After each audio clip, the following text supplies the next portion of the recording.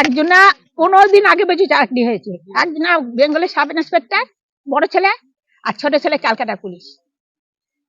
এখানে মানুষ করে হয়েছে, এখানে মানুষ করে মার কাছে। মানে এখানে না আসলে বোঝা যাবে না যে মার কি মহিমা। এমন জিনিস দেখুন বন্ধুরা, ইনি কেঁদে ফেলেছে মায়ের কথা বলতে বলতে।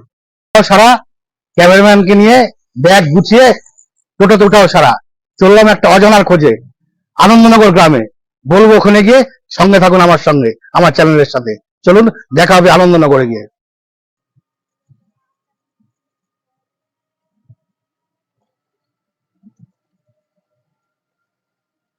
আমরা এখন চুন্ডি হয়ে উঠছি, আর কিছুক্ষণের মধ্যে পৌঁছে যাব আনন্দনগর গ্রামে। দেখা হবে ওখানে গিয়ে, আমার সঙ্গে থাকুন, আমাকে ছেড়ে আপনারা চলে যাবেন না, তাহলে কিন্তু মিস করবেন।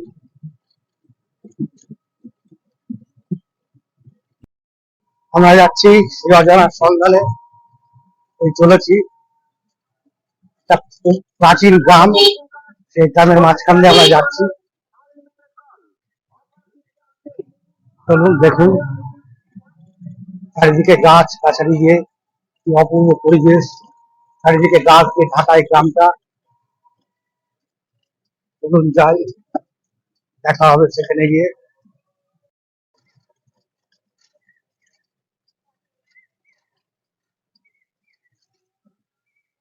সত্যি অজানার সন্ধান, দেখুন কি পরিবেশ,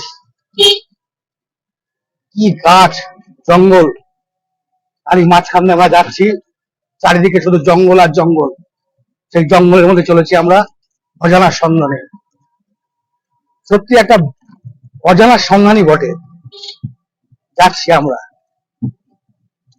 এই যে অজানার সন্ধানে চলে যাচ্ছি আমরা। এই দেখুন কত লোক এখানে, এই যে সেই অজানার সন্ধান। চলুন দেখা হচ্ছে সেই অজানার সন্ধানে। এই যে সেই অজানার সন্ধান, চলে এসেছি আমরা। দেখুন এখানে একটা বহু গাছের সমারোহ, এখানে অনেক রকম গাছ আছে।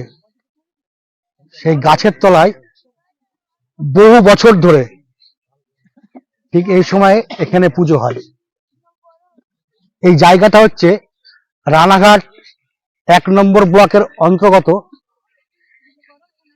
কৃষ্ণা পঞ্চায়েতের অধীনে আনন্দনগর গ্রাম।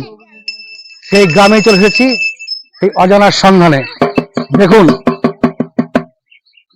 দেখুন বন্ধুরা, এই সেই গাছ, এই গাছতলায় এতগুলো গাছের তলায় পুজো হচ্ছে। মা কালী রূপে নাকি এখানে পুজো করা হয়।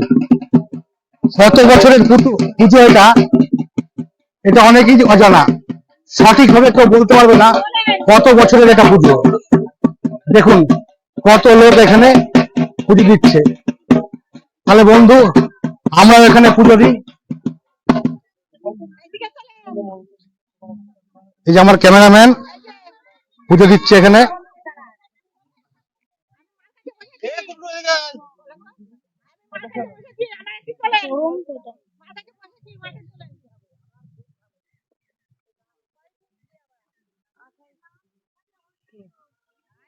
এই যে ক্যামেরাম্যান আমার ওখানে পুজো দিতে যাচ্ছে। কত বয়স্ক মহিলারা এখানে বসে আছে। আপনার বাড়ি কি এখানেই? আচ্ছা, এই গাছটা কত বছরের পুরনো বলতে পারবেন আপনি? কেউ বলতে পারবে না। মানে আপনার শ্বশুর তার শ্বশুরের বাবা বলতে পারবে না, তাই তো? এটা বিরাট ব্যাপার তো একটা। আচ্ছা, বছরে কি এই সময় এখানে পুজো হয়? আর একবার পৌষ মাসে হয়।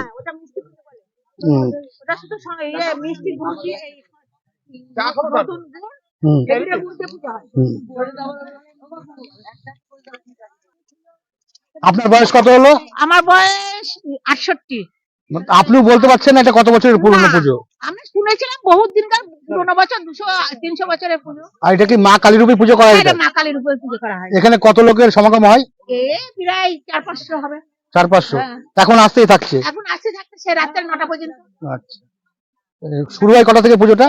এই আরম্ভ হবে আপনার বাড়ি এখানেই তো? আমার বাড়ি এখানে। একজনা 15 দিন আগে বেশি চাকরি হয়েছে, একজনা বেঙ্গলের সাব ইন্সপেক্টর বড় ছেলে, আর ছোট ছেলে ক্যালকাটা পুলিশ। এখানে মানুষ করে হয়েছে, এখানে মানুষ করে মার কাছে। মানে এখানে না আসলে বোঝা যাবে না যে মার কি মহিমা। এমন জিনিস দেখুন বন্ধুরা, ইনি কেঁদে ফেলেছে মায়ের কথা বলতে বলতে। মার কাছে এসে তবে মাকে বলেছিলাম গন্ডি কাটবো, গন্ডু কেটেছি মার কাছে। মানে একটা অপূর্ব ব্যাপার। খুব সাংঘাতিক জিনিস। আপনারা এখানে অবশ্যই আসবেন, যদি আপনাদের মনস্কামনা নিয়ে আসেন, মা এখানে অবশ্যই আপনাদের মনস্কামনা পূর্ণ করবে। আমি বলেছিলাম আমার বড় ছেলের এটা আসতে হলে আরংঘাটা স্টেশনে নামবেন, যে কোনো ট্রেন ধরে, গেদে লোকালের যে কোনো ট্রেন ধরে আরংঘাটা স্টেশনে নামবেন, সেখান থেকে টোটো বা অটো করে বলবেন আনন্দনগর পালপাড়ায় যাব। না, আনন্দনগর দক্ষিণ পাড়ায়। আনন্দনগর দক্ষিণ পাড়া, আনন্দনগর দক্ষিণ পাড়া বললেই যে কেউ আপনাকে নিয়ে আসবে এখানে। এখানে গাছতলা পুজো হচ্ছে, চড়ার মাঠে কালী পুজো হচ্ছে, ওইখানে যাবো, কালী চলে আসবে। ঠিক আছে। আমার মা সাংঘাতিক মা, একটু নির্বিষয়ে তাকে রাখবে না। একজনা এখানে মার কাছে এসেছিল, উনি খিয়া দিত, তার নাম রবি। এবার মার কাছে কাঠ কুড়িয়ে নিয়ে, মার বোধহয় গাছের ডাল পড়েছিল, কেউ নিয়ে গিয়ে রান্না করেছে। সেই রাত্রি শেষ, সেই রাত্রি শেষ। মানে মাকে অবহেলা করলে হবে না, মাকে মনের থেকে চাইতে হবে, মাকে ডাকতে হবে। মা দুহাত তুলে রয়েছে, সবাই দুহাত তুলে রয়েছে যে আসলেই তাকে, তার মাথার উপরে মায়ের হাত পড়বে। একেবারে সাংঘাতিক। উনাকে যে চিনেছে সে চিনেছে, তাই তো মনে হচ্ছে দেখে। কিন্তু আমার ভুল হয়ে গেল, আমি সন্ধ্যাবেলায় আসতাম, তাহলে এখানে বহু লোকের সমাগমটা দেখানো যেত। এইসব ভরে যাবে, এইখানে বসে আমরা খাবো, আর বাড়িতে যে আর কিছু খেতে পারবো না। আর যদি জল প্রবাসাও লাগে, রাস্তায় উঠে কারোর বাড়ি থেকে নাই, রাস্তায় কোনো কল থেকে জল নিয়ে সেই জল খেয়ে তোমার বাড়ি ঢুকতে হবে। বাড়ির জিনিস নিয়ে আর খেতে পাবো না।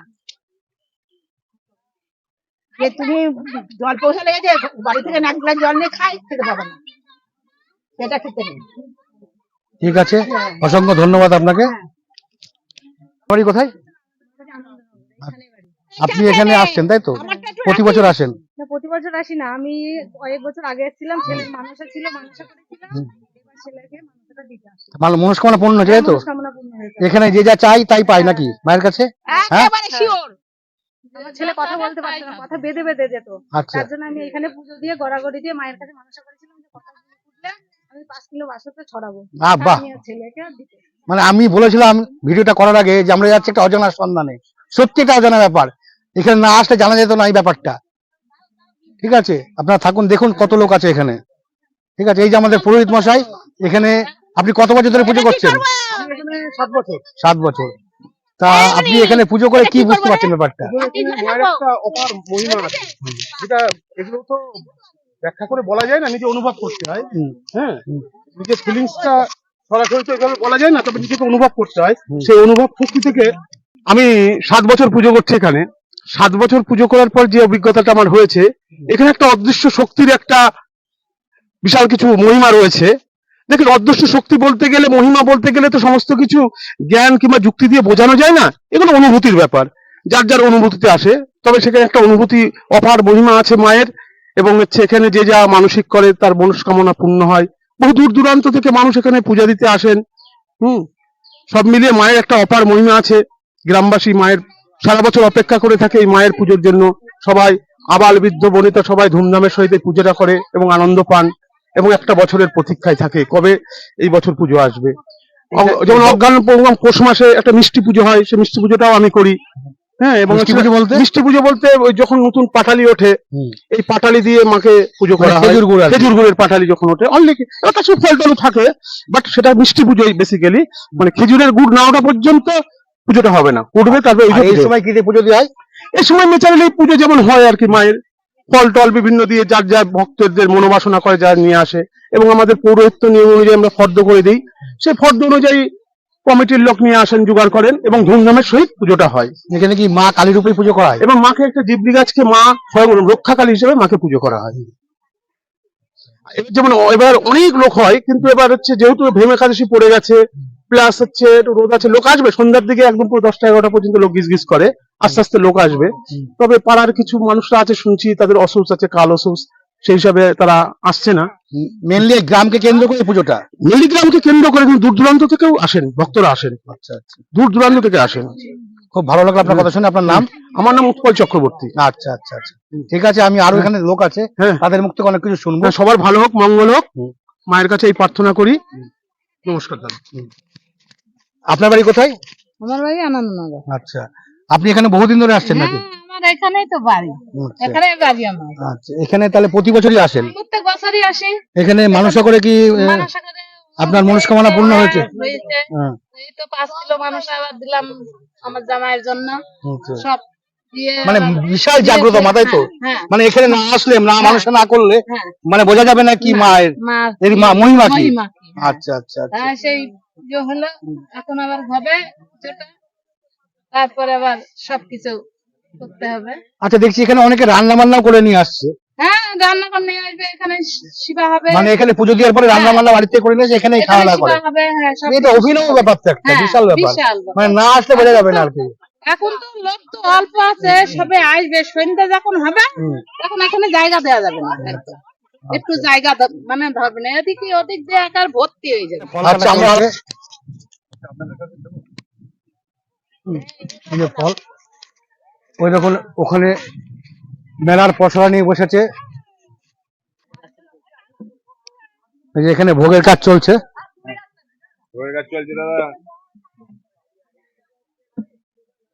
এখনই ভোগ শুরু হবে, এই মাঠের মধ্যেই ভোগ হচ্ছে, কিন্তু যা কিছু হবে সব এখানে।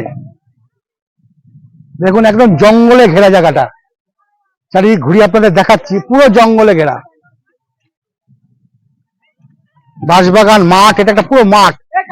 এই মাঠের মধ্যে এটা বাঁধানো জায়গা, আগে এখানে বাঁধানো ছিল না শুনেছি, এখন বাঁধানো হয়েছে। কি একটা অপূর্ব পরিবেশ এখানে, এখানে না আসলে বোঝা যেত না এই জায়গাটার মাহাত্ম্যটা কি।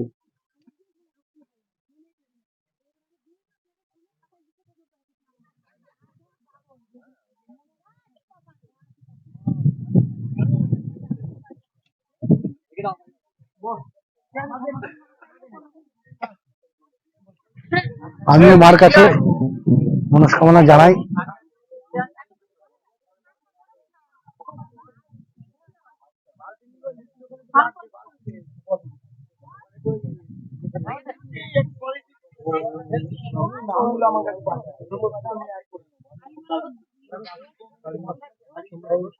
নাম, ফোন নাম্বার,